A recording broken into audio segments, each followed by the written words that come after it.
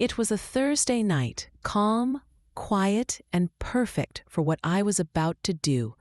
But my hands were trembling. My heart was pounding so loud I was sure someone could hear it.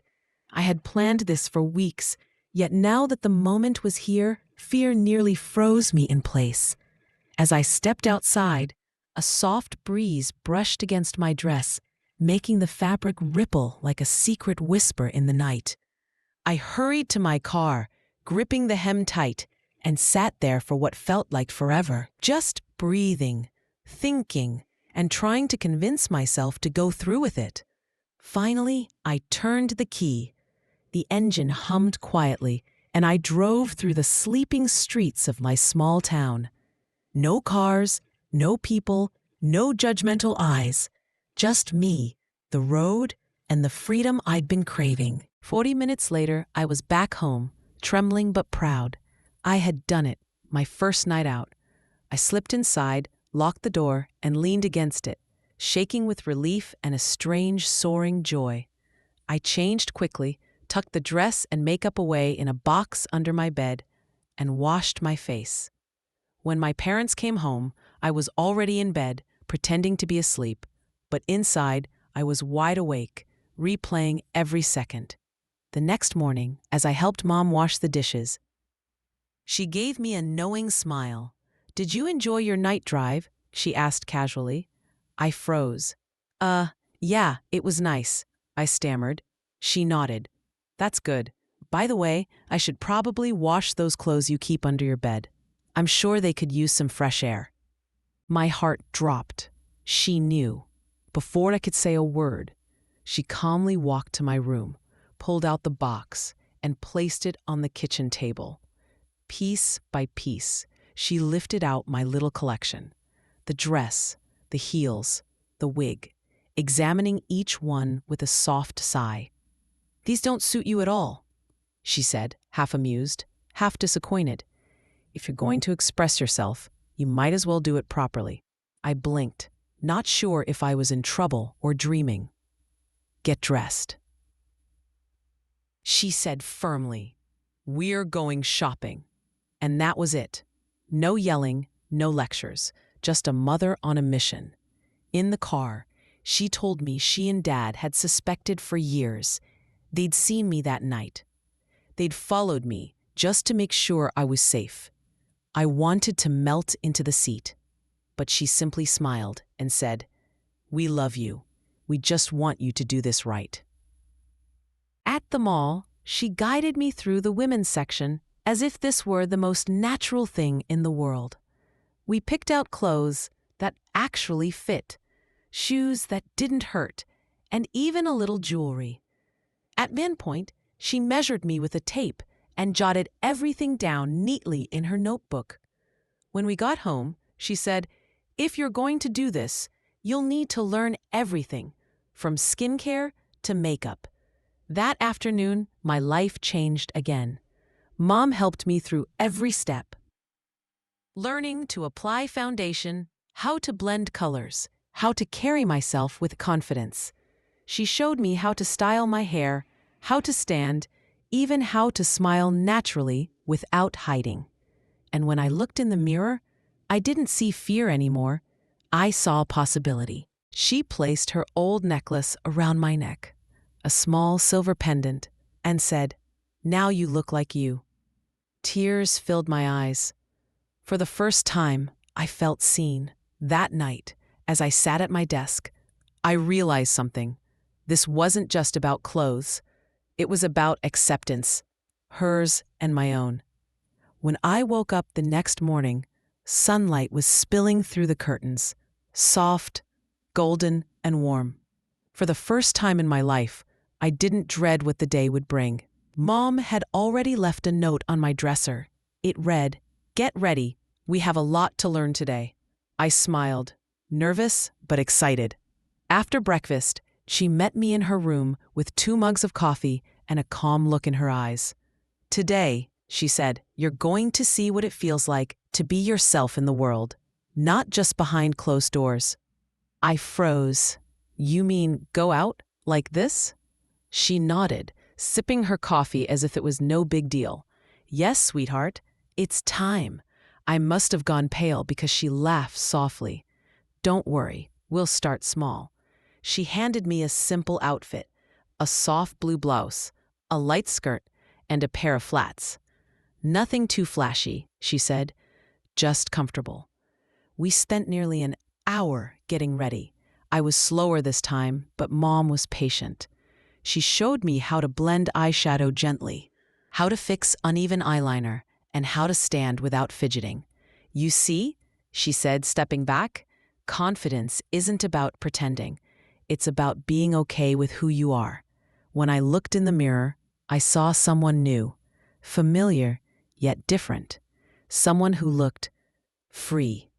"Ready?" she asked. I took a deep breath. "As ready as I'll ever be." We drove to a small cafe on the edge of town. One, she said, wasn't too crowded. My hands wouldn't stop shaking as we parked. Every worst-case scenario flashed through my mind. People staring, laughing, whispering. But none of that happened. The barista greeted us with a smile. "Good morning, ladies. What can I get you?" That word, ladies, hit me like a warm wave. Mom smiled proudly, but said nothing. We found a table near the window. My heart was still racing, but no one seemed to care who I was. They were too busy with their own lives. "This," Mom said quietly, stirring her coffee, "is how it starts. One step at a time." We talked for an hour, not about clothes or makeup, but about life, about what it means to be true to yourself, even when it's scary. When we finally left the cafe, I felt something I hadn't felt in years: peace. As we walked to the car, Mom said, "You did great today. I'm proud of you." That night, I sat in front of the mirror again, looking at the reflection of a person who was no longer afraid to exist. And for the first time, I whispered my truth out loud. My name is not just Thomas. My name is Tessa. 2 weeks passed before I even realized how much had changed. Every morning felt lighter. Every glance in the mirror a little easier to accept. Mom and I had spent those days building a quiet rhythm, learning, talking, and laughing. Sometimes she'd just stand behind me while I practiced my makeup, fixing a strand of hair or offering a soft smile. She didn't have to say much. Her presence said enough. "You're safe here." But one Saturday morning, she dropped a surprise I wasn't ready for. "We leave in 5 days," she said, sipping her tea. "Leave? For where?" "Our summer trip. Remember? 3 weeks away. Only this time—" She paused, locking eyes with me. "You're coming as Tessa." I froze. "What? Mom, I can't. What if people—" She interrupted gently. "We've talked about this. You don't need to hide anymore. We'll take things slow. No one there knows us. It's a fresh start." The idea terrified me, but also thrilled me. That week felt endless. Every night filled with nervous energy, every morning a new round of questions. What if I wasn't convincing enough? What if someone saw through me? Mom didn't let me spiral for long. She turned preparation into a mission. We picked outfits, packed a small suitcase, soft dresses, jeans, pastel tops, and just enough courage to fill the empty spaces. When the morning finally came, I stood at the doorway holding my bag, my heart pounding like it wanted out. Dad loaded the car, giving me a quiet nod, not awkward, not unsure, just accepting. "Ready, kiddo?" he asked.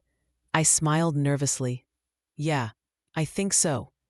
The drive was long, rolling hills, open skies, and miles of silence, broken only by soft music from the radio. I stared out the window, watching the world blur past, wondering if I'd ever really felt this kind of freedom before. When we reached the small coastal town, I could smell salt in the air. The ocean shimmered in the distance like a promise. The rental house was simple: white shutters, a tiny garden, and a porch swing that creaked when the wind moved. It felt peaceful. That night, after unpacking, I stood outside on the porch in a light summer dress, feeling the cool air brush against my skin. For once, I wasn't pretending. I wasn't hiding. Just then, Dad stepped out, holding 2 mugs of hot cocoa. He handed me one and leaned on the railing beside me. For a long time, neither of us spoke. Finally, he said quietly, "Your mom told me about everything. I just want you to know, you're still my kid. That's never going to change." I blinked back tears. "You're okay with this?" He smiled. "I don't fully understand it yet, but I understand you, and that's enough." That was the first night I truly believed that maybe, just maybe, I could live as myself. The next morning, Mom called me out to the boardwalk. "Let's take a walk," she said, handing me her sunglasses. And as we strolled past the ocean waves, a little girl pointed at me and whispered to her mom, "She has pretty hair." Her mom smiled politely at me and nodded, and in that tiny moment, just a passing smile, I felt everything I had ever wanted: to be seen, not questioned. That night, I sat by the window, listening to the waves outside, and whispered to myself, "This isn't just a trip. This is my beginning." The third morning by the sea started like any other. Soft light poured through the thin curtains, painting my room gold. I could hear the waves outside, the gentle rhythm of the tide brushing against the shore. It should have been peaceful, but something inside me felt heavy. I sat up slowly, running my fingers through my hair. For days, everything had felt like a dream, dressing freely, being called by my name, walking without fear. But that morning, I felt a strange uncertainty, like standing between 2 worlds and not knowing where I truly belonged. Mom had gone out for groceries. Dad was fixing something outside. I was alone. Just me, the silence, and the mirror. I stood in front of it for a long time. The person staring back looked calm, feminine, composed, but my chest tightened. Was this really me, or just a version of me I wanted to believe in? I traced the edge of my reflection, the curve of my jaw, the soft wave of my hair, the pink gloss still shining faintly from yesterday. And suddenly, I whispered, "Who are you, really?" The question hung in the air like smoke. For a moment, I saw flashes: the frightened boy who used to hide his clothes, the quiet nights of secrecy, the trembling hands on a steering wheel during that first drive. And then, the girl standing there now, calm, whole, free. Tears blurred my reflection. I didn't even know why I was crying. Maybe from relief, maybe from grief, maybe from finally seeing the truth that had been there all along. I wasn't pretending. I wasn't lost. I was finally becoming. Just then, the door creaked open. Mom stood there quietly holding a grocery bag, watching me through the reflection. "You see her too, don't you?" she asked softly. I nodded, unable to speak. She set the bag down, walked up behind me, and rested her hands on my shoulders. "That's you, Tessa. The world might not always understand, but that doesn't make you less real." Her voice trembled slightly, but her eyes, they were steady, full of love. "I used to worry," she said, "that I'd lose my son. But now I see I've gained my daughter." I turned, burying my face into her shoulder, and for the first time, I didn't feel ashamed for crying. Outside, the ocean kept moving, steady, endless, certain. And as the waves hit the shore, I realized something simple yet powerful. The truth doesn't always arrive with fireworks or shouting. Sometimes it comes quietly, in the stillness of a mirror, when you finally stop running. The day started with wind, gentle, playful, and full of salt. It danced through my hair as if the ocean itself was whispering, "It's time." Mom and Dad had gone into town for supplies, leaving me alone for the morning. I stood at the porch, looking out toward the shoreline. The tide was low, the sand still damp and shining under the early sun. For the first time, I didn't hesitate. I slipped on a soft sundress, white with tiny blue flowers, and stepped barefoot into the world. The air was cool, but the sunlight warmed my skin. Each step left a trail in the wet sand, small prints that the waves would soon erase. But for now, they were mine. Down the beach, I noticed someone sitting near the water, a girl about my age, sketchbook in her lap. She had a short bob of dark hair and a paintbrush tucked behind her ear. She looked up when she saw me. "Morning," she said with an easy smile. "Morning," I replied, my voice barely above the breeze. For a while, I just watched her draw. She moved with focus and grace, the kind of quiet confidence I'd always admired. Finally, she glanced at me again. "You live around here?" "Just for the summer," I said. "Family trip." She nodded. "Same. My mom says it's supposed to be good for self-reflection." She rolled her eyes with a grin. I laughed, softly but genuinely. It felt good. She looked at me for a long moment, then asked, "Can I draw you?" The question caught me off guard. "Me?" "Yeah," she said, tilting her head. "You have this peaceful look, like you belong here." I froze for a second, and then, slowly I sat down beside her. The ocean stretched out before us, endless and alive. She began to sketch, her pencil moving quickly. As she drew, we talked about small things, nothing heavy. But there was something about her presence that made me feel seen in a way words couldn't touch. When she finished, she turned the sketchbook around. It was me, sitting on the sand, eyes closed, hair caught in the wind. Underneath, she'd written just 2 words, "The girl by the sea." My breath caught. I stared at it, tears threatening to fall, but this time they weren't from fear. "That's really me?" I whispered. She smiled. "Of course it is." In that moment, everything made sense. The late nights, the fear, the mirror, my mother's hands on my shoulders. Every step had led here, not to an ending, but to a beginning. When Mom and Dad returned later, I was still on the porch, sketchbook in hand, wind brushing through my hair. Mom smiled when she saw me. "You look happy," she said. I nodded. "I am." As the sun began to sink behind the horizon, the sky turned into shades of rose and gold. I closed my eyes and let the wind move through me.